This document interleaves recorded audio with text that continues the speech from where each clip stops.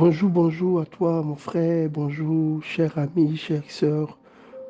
Shalom à tous qui écoutez cet audio en ce matin. Je vous dis bienvenue dans le pain quotidien. Cette plateforme inspirée par les églises Rehoboth pour donner la parole de Dieu, pour donner le pain de chaque jour, la semence, l'énergie, la puissance, la grâce et la faveur de Dieu en chaque matin pour qu'elle se repose sur chaque enfant qui écoute sa voix. Je prie que vous recevez en ce matin, au-delà de ma voix, au-delà de mes prières, la portion que Dieu a réservée pour vous en ce matin au nom de Jésus. Nous sommes aujourd'hui le mercredi 29 mai 2024 et pour rappel, le thème que nous parcourons ce mois de mai, c'est les mystères du royaume. Et nous avons dit que le mystère du royaume, selon les trois grands principes que nous avons, que je voudrais rappeler à nous tous, sont les suivants. Soyez miséricordieux. Bien-aimés, personne ne peut rentrer dans le royaume de Dieu s'il n'a pas connu la miséricorde de Dieu et personne ne peut vivre et jouir dans le royaume de Dieu s'il ne participe pas à continuer cette miséricorde de Dieu.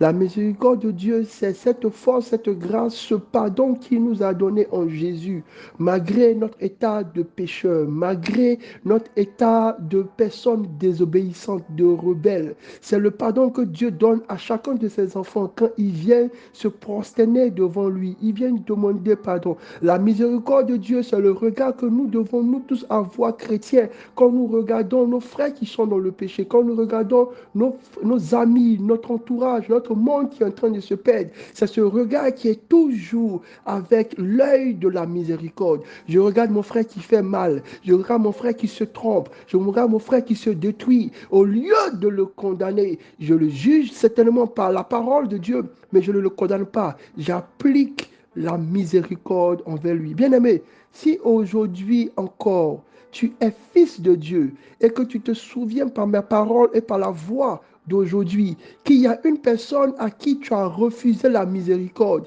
s'il y a un ennemi dans ton cœur, s'il y a une personne pour qui tu as retranché ce principe et cette grâce de la miséricorde, souviens-toi que le mystère du royaume de Dieu, pour nous tous qui sommes dans le royaume de Dieu, dit ceci: il faut que nous soyons miséricordieux comme notre Père a été miséricordieux. Regarde comment Dieu t'a pardonné, comment il t'a lavé, comment il t'a introduit, comment il t'a fait asseoir avec son Fils dans le lieu céleste. Regarde comment il t'a sauvé, il t'a régénéré. Regarde le travail de la croix de Jésus. Et toi aussi, sois miséricordieux autour de toi. Le deuxième principe du mystère du royaume de Dieu, c'est servir diligemment. Notre deuxième grande semaine, nous avons parlé de servir diligemment. L'un des principes dans le royaume de Dieu, c'est que personne ne peut être dans le royaume de Dieu et ne pas servir. Bien-aimé, tu es dans une église, tu es dans une communauté, tu es dans l'œuvre de Dieu, tu es né de nouveau, tu ne peux pas t'abstenir de servir. Bien-aimé, même dans le ciel, tous les anges sont appelés les serviteurs de Dieu.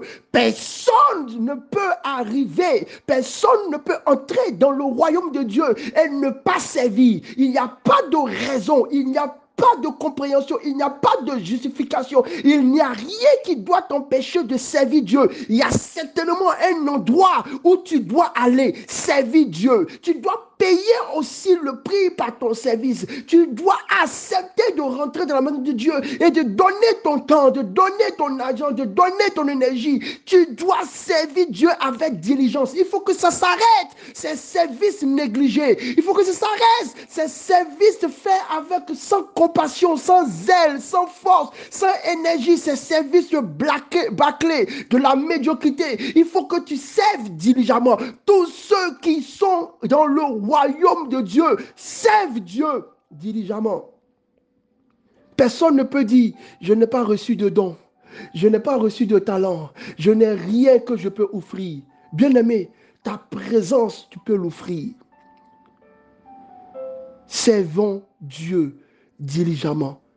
Je veux passer outre toutes les reproches qu'on peut avoir du ciel parce que nous nous sommes éloignés du service et nous nous sommes éloignés de l'attachement des choses qui font le cœur de Dieu.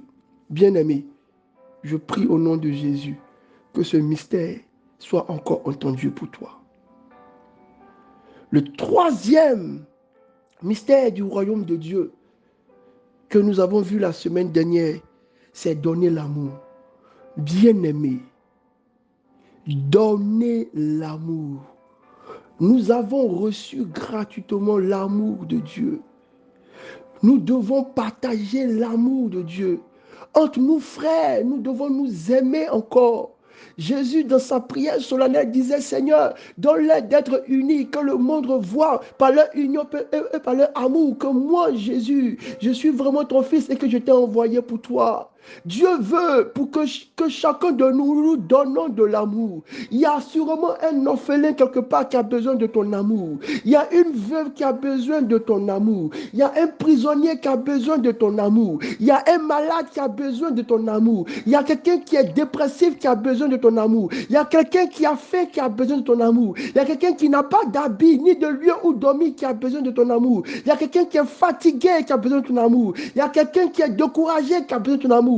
Quelqu'un a besoin de ton amour autour de toi. Et Dieu dit, ce que je veux que tu donnes, c'est ton amour. C'est l'amour que j'ai mis en toi. Dieu a tant aimé le monde qu'il a donné son fils par amour. Que veux-tu donner aussi par amour au monde qui te regarde, à l'église qui te regarde, à ta famille qui te regarde? Trop de chrétiens difficiles avec des cœurs compliqués, des raisonnements compliqués, des visions compliquées, loin des principes de l'amour. Personne ne peut dire qu'il est rentré dans le royaume de Dieu et puis ne pas avoir contemplé l'amour de Dieu et ne pas être capable de le refléter dans ses paroles, de le refléter dans ses actions, de le refléter dans son agissement. Dieu veut, mon frère, ma soeur, que tu donnes de l'amour. Voici les trois mystères que Dieu nous a annoncés pendant ce mois par rapport au royaume de Dieu. La première des choses, le royaume de Dieu consiste en la miséricorde. La deuxième des choses, le royaume de Dieu consiste au service avec diligence, avec qualité. La troisième des choses, le royaume de Dieu consiste à s'aimer l'amour, à donner l'amour, à distribuer l'amour. Va évangéliser, partage l'amour de Dieu. Et cette dernière semaine, le Seigneur, au travers de notre thème de cette semaine, entrer dans le royaume, nous invite, nous tous, qui sommes entrés par la nouvelle naissance dans le royaume, mais qui, à cause des contraintes de la vie, à cause de nos difficultés, sommes sortis du royaume, ou à ceux qui ne sont pas réellement rentrés, à rentrer dans le royaume de Dieu. Et ma méditation pour ce matin se veut brève. Elle se trouve dans le livre de Matthieu chapitre 13, verset 33. Matthieu chapitre 13, verset 33. Le thème de ce matin, c'est le levain. Lisons ce que Jésus dit dans Matthieu chapitre 13, verset 33. Il a dit cette autre parabole. Le royaume des cieux est semblable à du levain qu'une femme a pris et mis dans 3 mesures de farine jusqu'à ce que la pâte, toute la pâte, soit levée. Bien-aimés, c'est quoi le levain pour nous aujourd'hui? Dieu nous appelle à entrer dans le royaume et il nous demande d'utiliser le levain. C'est quoi le levain? Ce qui me plaît de cette parabole et de la parabole de Jésus, ce n'est pas les éléments, les objets qu'il utilise qui sont mauvais, mais c'est les actions, les relations, les interactions avec la parabole qui nous permettent de savoir si c'est mauvais ou pas. Dans d'autres paraboles, le levain ne joue pas un bon rôle, mais dans cette parabole de Jésus, le levain joue un bon rôle. Jésus appelle le levain. Il dit le levain est intéressant. Le royaume de Dieu fonctionne avec du levain. Et qu'est-ce que le levain fait? Le levain est ajouté à 3 mesures de farine. Et ce qui se passe, c'est que cette farine commence à devenir une pâte qui commence à augmenter, à grandir. Bien-aimé, je veux te dire simplement aujourd'hui qu'il y a 3 mesures de farine La farine, c'est ce qu'on prend pour faire le pain. Il y a trois dimensions de la parole de Dieu que tu dois recevoir. Il y a la parole révélée, il y a la parole écrite et il y a la parole personnelle. Bien-aimé, quand tu ouvres ta Bible, découvre ces trois portions de la parole de Dieu pour toi. Chaque fois que nous méditons chaque matin dans ce pain quotidien, Dieu a trois portions de farine pour faire le pain pour toi. Il y a une portion qui est la parole écrite, il y a une portion qui est la parole révélée et il y a une portion qui est la parole personnelle. Dans chaque méditation, Dieu te dit quelque chose à toi personnellement, mon frère, ma soeur.